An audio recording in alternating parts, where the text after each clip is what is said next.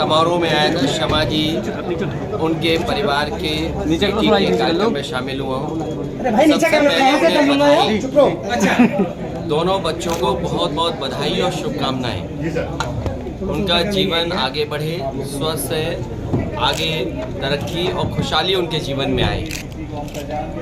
मुझे नहीं पता कि कहाँ कहाँ नाम बदल रहा है। ये बीजेपी वाले हैं। आपके आने से पहले मुझे जानकारी मिली कि लगभग 2 करोड़ रुपए का इन्वेस्टमेंट आ रहा है शिक्षा के क्षेत्र में। उसका ये सरकार प्रचार कर रही है। जो सरकार 20 लाख करोड़ से ज़्यादा का टारगेट फिक्स कर रही है, क्या इतना उनको एमओयू हो रहा है या इन्वेस्टमेंट आने के एमओयू हो रहे हैं? वो शिक्षा के क्षेत्र में 2 करोड़ रुपए का प्रचार कर रहे हो, इससे ज्यादा दुर्भाग्य और निराशाजनक कुछ नहीं हो सकता। ये बीजेपी के लोग बताएं कि पहले जो एमओयू हुए थे वो कितने जमीन पर उतरे। डिफेंस एक्सपो के बहाने जो आपने बुंदेलखंड में मिसाइल बनाने की बात कही, बम बनाने की बात कही, वो कितना जमीन पर उतरा है। सवाल आज ये है कि बेरोजगारी कम होगी कि नहीं होगी।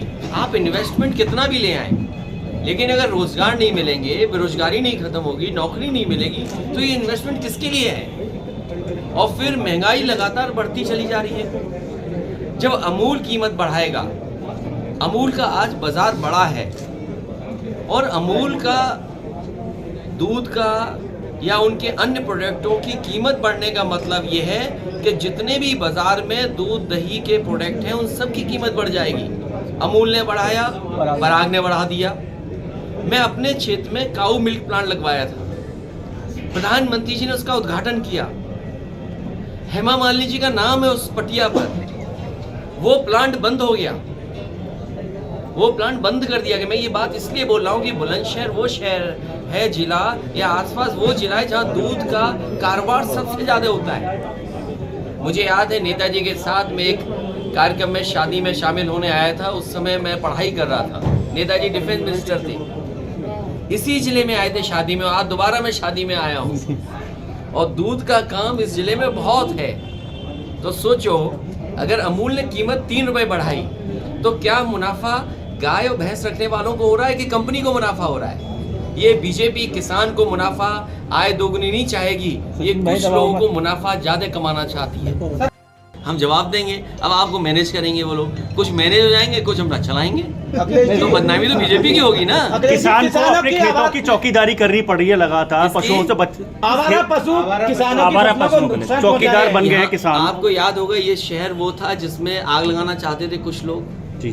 जानवर को लेकर के, गाय को लेकर के बड़ा सवाल उठाता है। एक इंस्पेक्टर की भी हत्या हो गई थी। बताओ क्या मदद हो पाई उसकी, इंस्पेक्टर की? बताइए, मदद हुई क्या? जो मदद का वादा किए गए थे, ये बीजेपी के लोग ही कराते हैं। याद रखना, जितना गड़बड़ होगा सब बीजेपी कराएगी।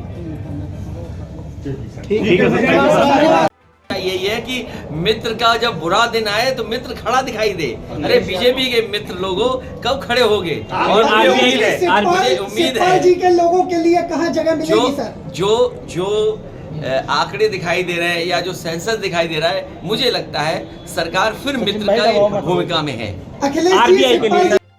मैंने कई बार कहा कि हम समाजवादी लोग हर भगवान को मानते हैं, भगवान विष्णु के सभी अवतारों को मानते हैं, और जितने भी ग्रंथ हैं उन सबको मानते हैं, लेकिन जो गलत है वो गलत है। इसीलिए मैंने कहा मुख्यमंत्री जी से अच्छा कोई व्यक्ति नहीं हो सकता। 2024 को लेकर वो संविधान की शपथ लेके बैठे हैं, वो एक पीठ मठ से आए हैं। से टेबल को टेबल कर दोगे, टेबल को कुर्सी कह दोगे क्या? टेबल का काम तो उससे सामान रखने का है। लखनऊ राजधानी रहेगी ना। ये बीजेपी के लोग काम नहीं कर रहे हैं, केवल नाम बदल रहे हैं। मुझे याद है कि सबसे अच्छा स्टेडियम बनाया समाजवादियों ने, भगवान विष्णु के नाम पर उसको रखा, एकाना नाम। उन्होंने अपने नेता पूर्व प्रधानमंत्री अटल बिहारी वाजपेयी जी के नाम रख दिया। हमें कोई आपत्ति नहीं है। तो क्या बीजेपी को उनके नाम पर कोई बड़ा काम नहीं करना चाहिए? ये काम नहीं करेंगे। आपने देखा होगा जितने प्राइमरी स्कूल हैं, बच्चों को न स्वेटर मिल पाया, न जूते मिल पाए, न खाना टाइम से मिल पाया, बस पुता दिया इन्होंने, स्कूल पोत दिए होंगे, किताबें भी नहीं उपलब्ध करा पाए, रद्दी में बेची जा रही है। और यहाँ भी 65,000 इसी तरीके से स्टेडियम है, लोक भवन है, यहाँ पर कई काम थे गाजियाबाद में, तो ये नाम बदलने वाली सरकार है, इस बार जनता इन्हें बदल देगी। देखिए आपको परमिशन नहीं मिल रही, ना मुरादाबाद में मिली, या बुलंदशहर में मिली, क्या वजह है? देखिए ये कहते हैं कि इन पे अंतर्राष्ट्रीय वो हैं हवाई अड्डे, इनका विज्ञापन देखिए, बताओ हवाई पट्टी नेताजी ने बनवाई, एक्सटेंशन मैंने की, हमारी सरकार में हुई, और उतरने नहीं दे रहे समाजवादियों को। यहाँ भी सुनने में आया कि हेलीपैड ठीक ठाक था, क्योंकि हमें तकलीफ देनी है, समाजवादियों को तकलीफ हो, उनका कार्यक्रम ना हो पाए, किसी से मिल ना पाए, आपसे न मिल पाए, उन्हें तकलीफ ये थी कि जी ने डब्बा गोल कर दिया है देश का।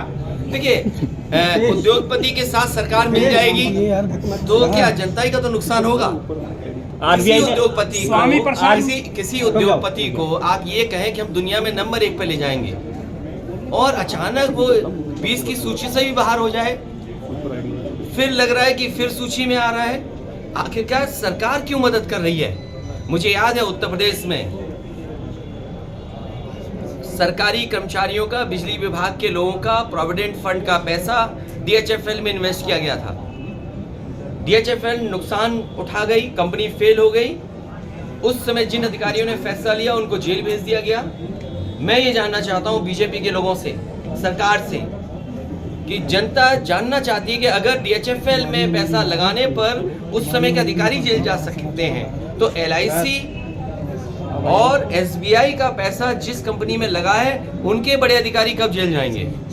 आप ED, CBI, इनकम टैक्स लिए घूमते हो, आज लखनऊ को सजाने के लिए आप रिवर फ्रंट में जो ED, CBI और इनकम टैक्स में उसमें आप रोशनी करना चाहते हो। आखिरकार सरकार चाहती क्या है? गन्ना किसान लगातार परेशान है। 2024 में क्या शरद पवार जी के साथ थर्ड फ्रंट बनने की उम्मीद? गन्ने का भुगतान नहीं करा पाएगी सरकार जी। RBI ने सर ब्याज दर, हाँ गन्ने का इसलिए कह रहा हूँ कि इनको 2022 नहीं आया, इनका बीजेपी वालों का 2022 आएगा ही नहीं, क्योंकि 22 आने का मतलब है किसान की आय दोगुनी होना। वो जानते हैं आय दोगुनी नहीं हुई तो वो 2022 स्वीकार नहीं करेंगे, 2022 आ गया। आप में से जितने पत्रकार साथी हैं वो सब जानते हैं कि उन्होंने यही वादा किया था कि 2022 तक आय दोगुनी हो जाएगी। आज गन्ना किसान का भुगतान नहीं हो पा रहा है, चीनी मिलों का अभी बकाया है, किसानों को देना है पैसा। आखिर सरकार क्या कर रही है? और मुझे खुशी है इस बात की कि शरद पवार जी का प्रयास हमेशा रहा है कि एक विकल्प के रूप में कोई न कोई पार्टियां मिलकर के फ्रंट बनाएं, गठबंधन करें, और इस तरह के काम में मैं समझता हूं तेलंगाना के मुख्यमंत्री जी लगातार काम कर रहे हैं, ममता बनर्जी जी काम कर रही थी और वो अभी भी इस प्रयास में हैं, नीतीश जी भी इस प्रयास को कर रहे हैं। तो मुझे उम्मीद है कि जिस तरीके से भारतीय जनता पार्टी ने किसान व्यापारियों को निराश किया है और कुछ लोगों को मुनाफा कमाया है, आने वाले समय में जनता इनको हटा देगी। उनसे बड़ा जानकार कोई नहीं हो सकता। और मैंने ये अभी कुछ दिन पहले कहा था, ये बीजेपी के लोग रिलीजियस साइंटिस्ट हैं, रिलीजियस इनोवेटर्स हैं, इनोवेट करते हैं चीज़ों को, इनोवेशन है इनके अंदर, ये कुछ भी कर सकते हैं। अरे आपको याद नहीं है एक बार मूर्तियों को दूध पिलवाया गया था, वो कौन लोग थे? उस साजिश के पीछे कौन लोग थे? बीजेपी कुछ भी कह सकती है, कुछ भी कर सकती है, उनके नेता कुछ भी कहलवा करके आगे बढ़ सकते हैं। ओम प्रकाश राज मानता नहीं, मैं राहुल जी के लिए कह रहा हूँ। और अगर आप गूगल, एक मिनट देखिए, गूगल अगर आप करेंगे, क्योंकि जमाना गूगल का है, ठग की परिभाषा बहुत अच्छी है। अरे यार, और जो ठग की परिभाषा है वो उत्तर प्रदेश में हो रहा है। तो मैं समझता हूँ राहुल गांधी जी कभी कभी ठीक बोलते हैं। सर महंगाई किसान की बात नहीं हो रही है, धर्म की बात हो रही है राजनीति में। तो इसीलिए इसको तो मैं कितना साथियों हमारी मदद करो इसमें कि सवाल महंगाई पर, बेरोजगारी के पूछे जाए बीजेपी वालों से। और बीजेपी वालों का इसीलिए मैंने कहा 2022 खत्म ही नहीं होगा, क्योंकि उन्हें बताना पड़ेगा कि आय दोगुनी हो गई किसानों की, नौजवान को नौकरी रोजगार, ये हमारे देश का दुर्भाग्य है। महंगाई बीजेपी के लोग मुख्य मुद्दे से हटा करके बहस छेड़ रहे हैं। आज सवाल महंगाई का है, बेरोजगारी का है। हम दुनिया में कहाँ खड़े दिखाई दे रहे हैं? आप आंकड़े देखिए, हमारी प्रेस की स्वतंत्रता कहाँ खड़ी है, गरीबी में कहाँ खड़े हैं, भुखमरी में कहाँ खड़े हैं, बेरोजगारी में कहाँ खड़े हैं। और जो समाजवादियों ने एम्बुलेंस बनाई थी, गांव नहीं पहुंच पा रही, पता नहीं क्या कर दिया बीजेपी वालों ने। इनके टायर खा गए ये लोग कि डीजल पेट्रोल नहीं दे रहे हैं, कि ड्राइवरों को सुविधा नहीं दे रहे हैं। पुलिस को बनाई थी 100, नंबर बदल दिया 112। बताओ बेईमानी बढ़ गई कि नहीं बढ़ गई? क्योंकि कि शूद्र क्या है, और ये 5000 साल से पुरानी लड़ाई है। अखिलेश जी अरे भाई रुक जाओ भाई, हमें लगता है ये भी शूद्र हैं। 5000 साल से, अब मैं नहीं जानता हूँ लेकिन आप लोग जानते होंगे। सही कह रहे हैं। देखिए आप लोग जानते होंगे ये 5000 साल से, ये 5000 से पुरानी लड़ाई है, ये आज की लड़ाई नहीं है। इसलिए इस लड़ाई को समय समय पे लोगों ने लड़ा है, लेकिन आज जागरूक समाज में जो खराब चीज़ है वो हटनी चाहिए, जो खराब है वो खराब है। इसीलिए मैंने कहा कि मुख्यमंत्री जी से मैं सदन में जरूर ये सवाल पूछूंगा। 2024 को लेकर आपका क्या मुद्दा होगा? अखिलेश जी, अरे भाई ये महंगाई इतनी बढ़ेगी कि हम और आप लोग उस पर रहेंगे, वो जो मिल रहा है अनाज। अखिलेश जी, एक तरफ टैक्स स्लैब कम किया जा रहा है, दूसरी तरफ महंगाई पर बढ़ाई जा रही है। देखिए आपको हमको ये अनाज देना चाहते हैं 400 रुपए का, 300 रुपए का, और कहते चुप रहिए बस। ये इनका तरीका है काम करने का। लोगों को, गरीबों को ये लगेगा कि अगर हम बीजेपी को नहीं वोट देंगे तो लगता हमारा अनाज छिन जाएगा। लखनऊ का नाम ले लीजिए, लखनऊ के नाम ले लीजिए। बर्बाद कर रहे हैं। लखनऊ का नाम बदला है, अखिलेश अगर लखनऊ का नाम बदला जाएगा, गाजीपुर